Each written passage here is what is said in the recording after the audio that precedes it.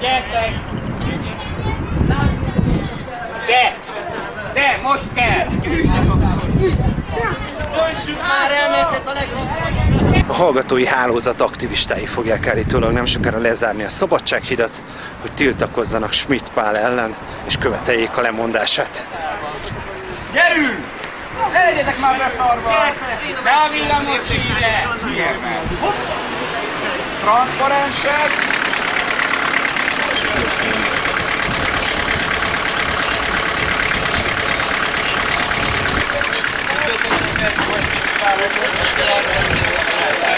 A tolvaj nem itt van!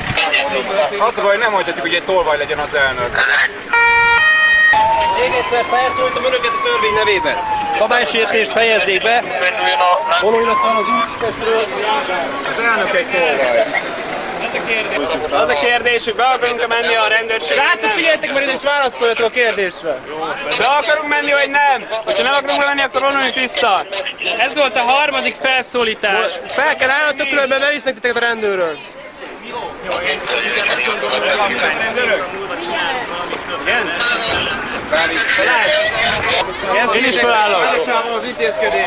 Álljatok fel! Álljatok fel! Álljatok fel! Te úgy mentél oda, de az a másik 10 ember nem úgy ment oda. Srácok, nem kell beszélni.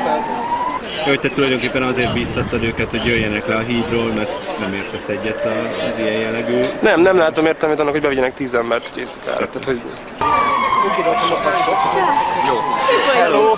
Elfogadunk egy 10 percre a hidat, most kijöttek a rendőrök, és kicsit még kevesen vagyunk ahhoz, hogy itt bármit is csináljunk, úgyhogy várunk, mert jönnek. Most egy kis nagy felhajtás lett itt, úgyhogy hátra többen lesz. Miért foglaltok hidat? Mert az elnök egy tolvaj. SP Tudod, ha megírod a bácsi szakdogádat, akkor téged kirúgnak. Őt nem. Ő elnök lehet. Mehetsz lopni a boltba. Érted? Ő lophat.